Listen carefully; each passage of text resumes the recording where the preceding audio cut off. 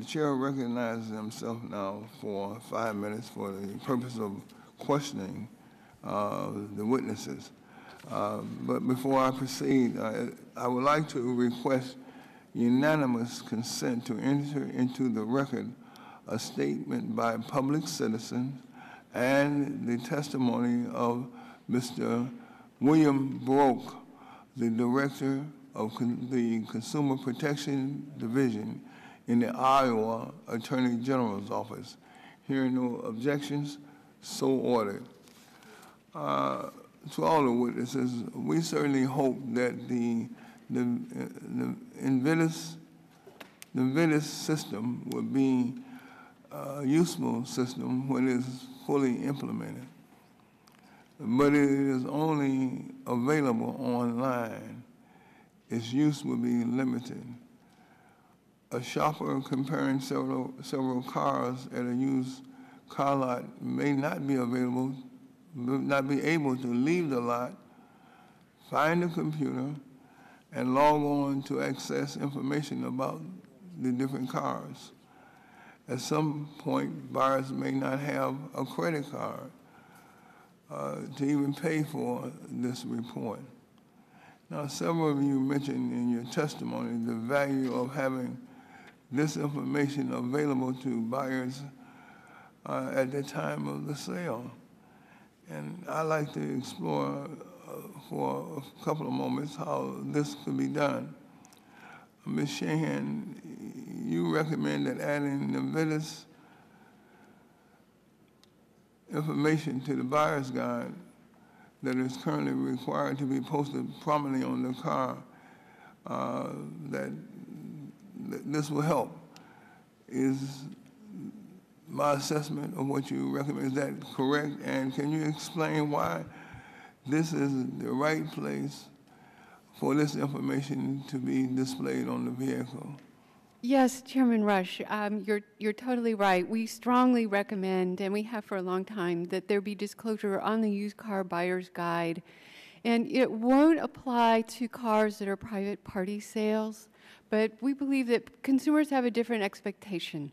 When you walk onto a car lot and you're buying a car from a licensed dealer, you tend to think that it's different from buying from Joe Schmo in the street. So since 1985, the Federal Trade Commission has required all used car dealers in the country to post a used car buyer's guide on the car. It's very minimal in the level of protection it gives consumers now. It could be far more valuable if it also included whether the vehicle was in the National Motor Vehicle Title Information Service as having been salvaged. And, you know, if I had my way, actually those cars would be segregated on the car lot and like cordoned off so that they are not mixed in with other cars. Because these are cars that overwhelmingly, with very rare exceptions, pose a real safety hazard to the public. They may have bent frames, like the Katrina cars, the flood cars, if they're saltwater flooded, all the electronic systems in those cars are going to corrode.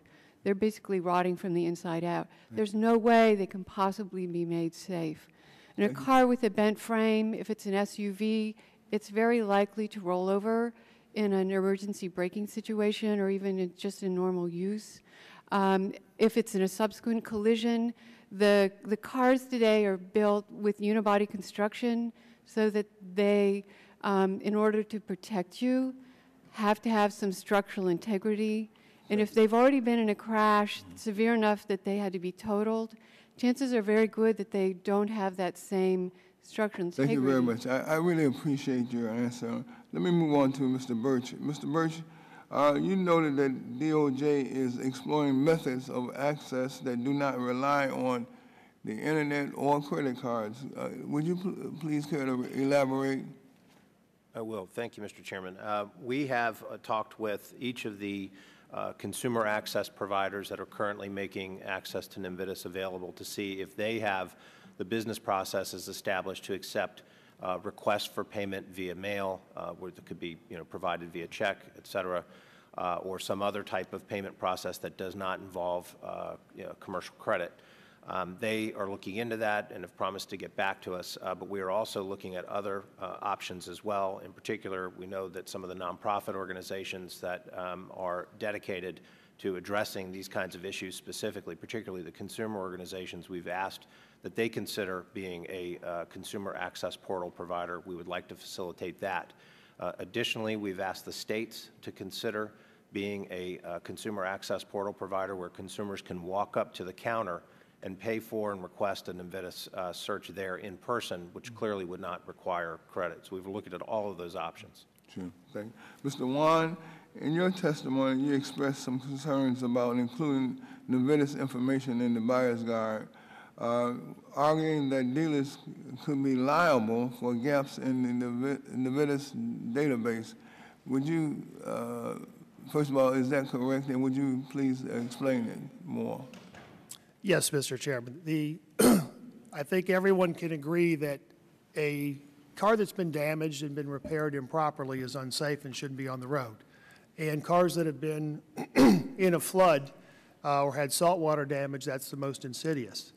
The problem isn't necessarily with the disclosure of the information, but the problems it causes. If Invitus was a database that was comprehensive and everyone had access to it, dealers would be happy to pass on the information that's available to them.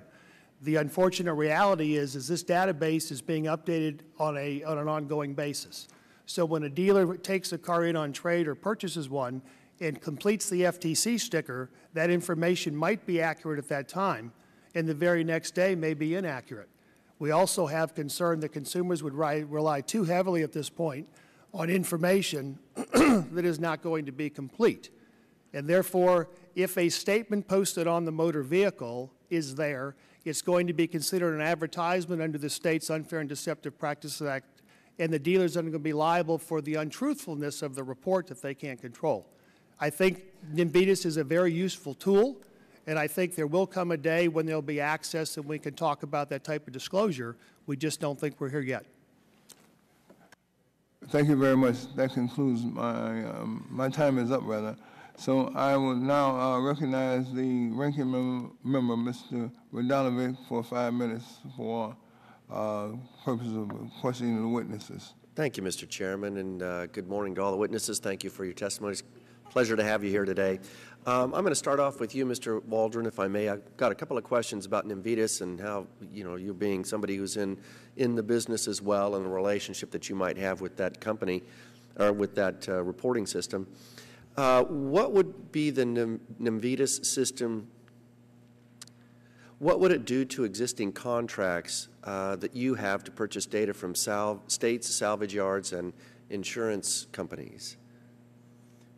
At this point, we're continuing to work with the states and all of those companies, and we don't see a specific difference under Invitus itself. The total loss disclosure, on the other hand, would give us the ability, if we can get that on a consumer basis, to put that out into our AutoCheck vehicle history report. So that would be very helpful for us.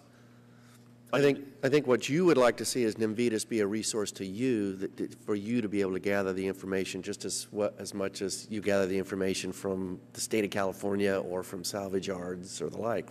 That's correct. Invitus would, in doing that, make a good source of information. We have, in the past, as you mentioned earlier, filled that void. For example, after Hurricane Katrina, we put out a free database so that consumers could check to see if their vehicle that they might consider purchasing had been in the hurricane zone at the time of the hurricane. That was before the states or insurance companies or anybody else could do anything. At least we could offer consumers a level of protection to say, check this for free and see if this vehicle might have been here, to let you ask more questions. Do you view Invitus as being a threat to your private enterprise? or? As it's written, we do not view Invitus being a threat because we provide a lot more information. Should Invitus continue to morph into something larger and larger and larger, it could certainly become competitive with what we're doing in the private sector. Very good. Thank you, sir.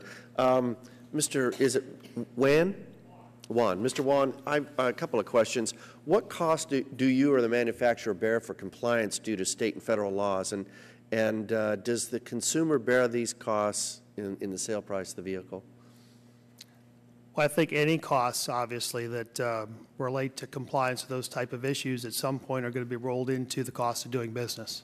So there are some costs, such as title and filing fees and some of those type of things, that are directly passed on to the consumer.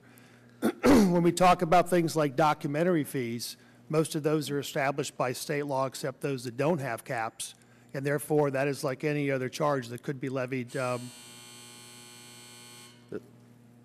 That's a vote call. You can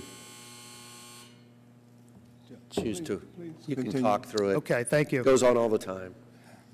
So those charges are not passed on. But I will tell you, with the amount of regulation that's been placed upon car dealers in particular, Gramm-Leach-Bliley Act, the safeguards rule, There'll be 5 of disposal those. information. I'm sorry to get this down. The red flags rule, the cost of compliance today is immeasurable. You couldn't go and put a dollar amount on it. Cost of compliance is cost of doing business, and it is not directly passed on to the consumer. But realistically speaking, it is included in the cost of doing business. Can you give me, too, a sense of how much the consumer pays in state and local taxes and fees in the average purchase of a car? Can you give me a ballpark figure?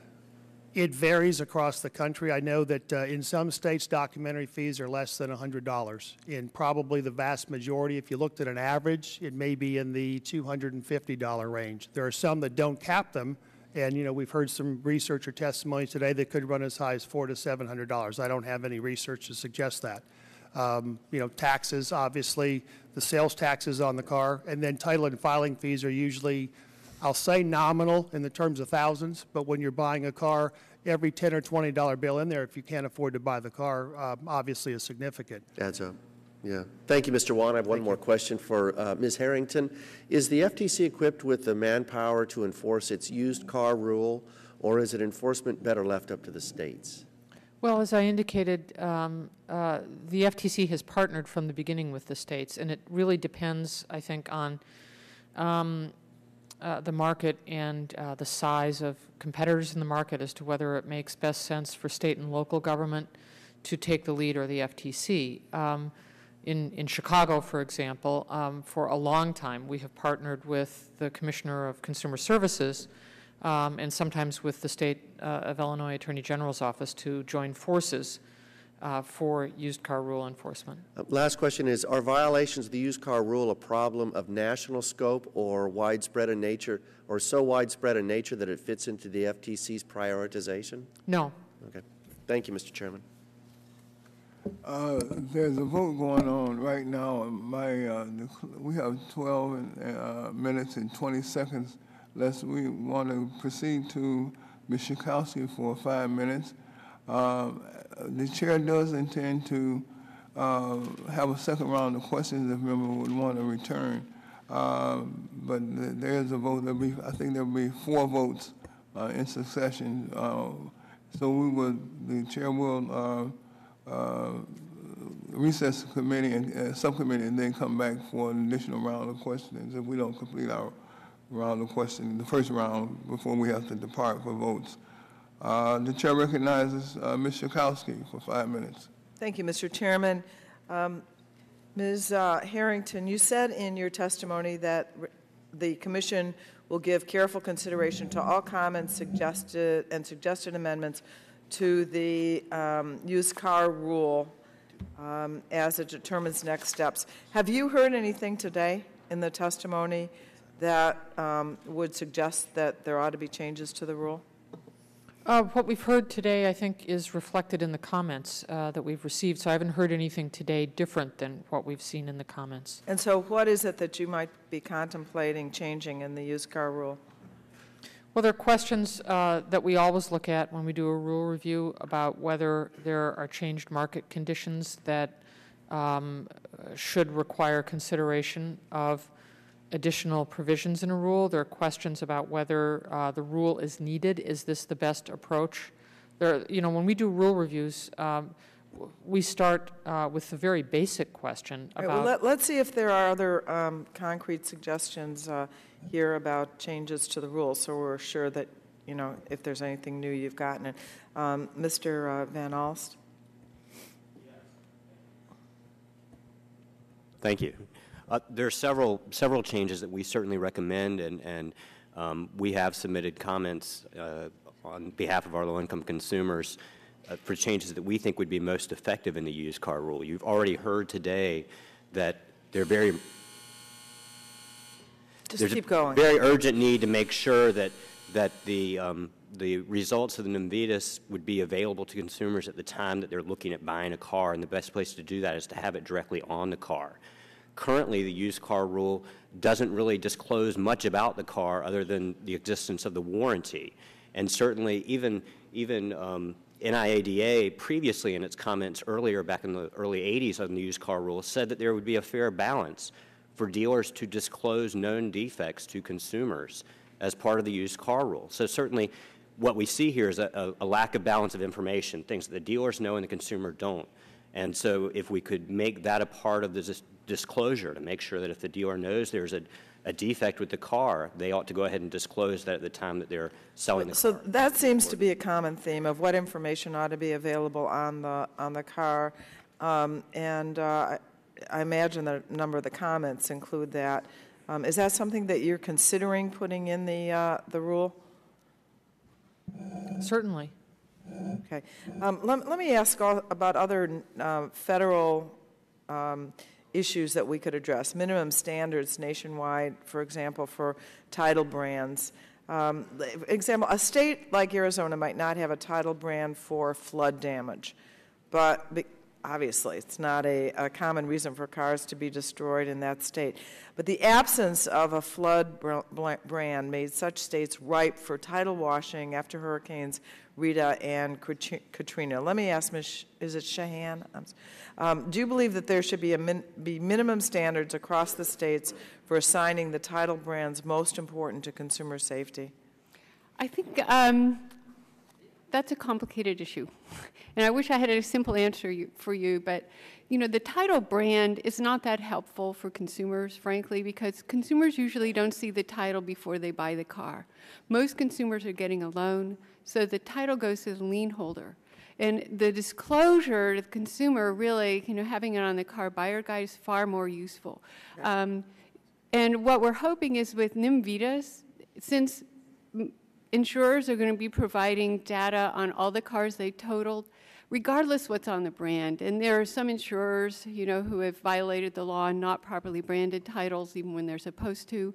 If they're captured in NMVIDIS anyway, then a lot of these problems about title washing across state lines or lack of uniformity get addressed because you have uniformity by virtue of having uniform access to the same information regardless what goes on with the brand.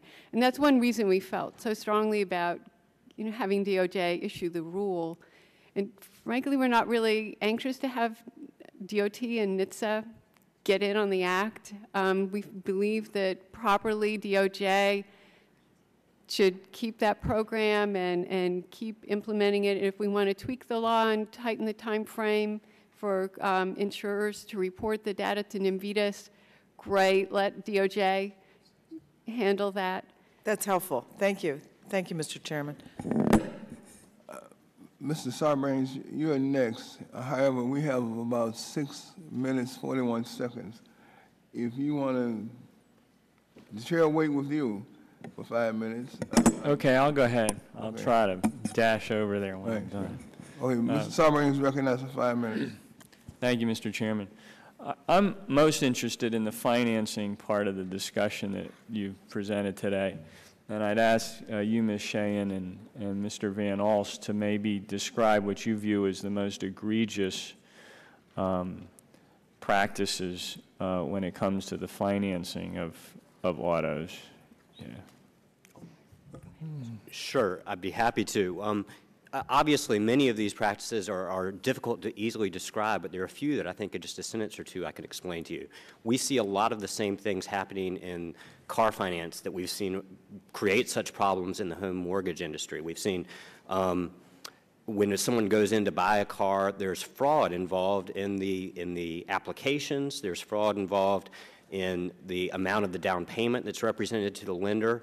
And the reason all this arises is because the incentives are so skewed. The incentive for the dealer is to get this deal done, and especially if they can get a kickback from the lender, if they can increase the amount of the interest rate, they go ahead, they make more money. They don't have any interest in whether or not the consumer can actually pay for this car.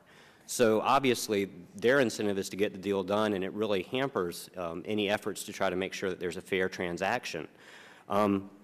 The same way that appraisers, created false appraisals in the mortgage industry created such a problem, a lot of the current flaws in trying to get accurate information about these vehicles, whether or not there's damage, creates the same problem in this instance. If you buy a car with significant damage that you aren't aware of, well, it's really going to make you either unable or less likely to make your payments, 6 months down the line when the car either doesn't run or you've had an accident because of the frame damage. Who are the financing companies that are doing this? I mean, describe some of the financing entities that are in the mix here. There's a range. There are some very large national financing companies which were predominantly the defendants in the class action lawsuits that I mentioned that we had regarding dealer markups and their disparate racial impact, where they were charging higher dealer markups to African Americans and Latinos.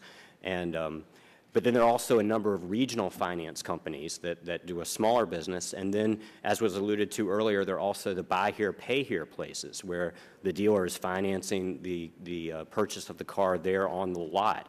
And there the business model really is to try to get a down payment that's the full price of the car, and any payment the consumer makes is kind of gravy of that. Are those loans are those finance companies packaging those loans and selling them up the line, like we've seen in the mortgage industry? And where are they selling them?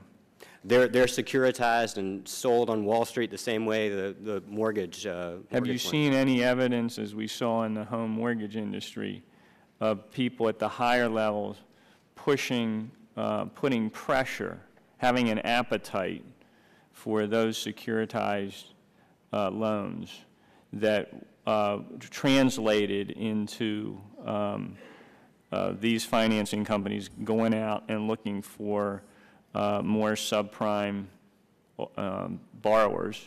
That's the business model, pretty much, yes. Okay. Well, I mean, I'm going to cut short my questioning so we can get over to the vote, but my interest is in the hidden hand here, and we can focus a lot on the consumer protections that are required for that, on the car lot transaction, and those are very important.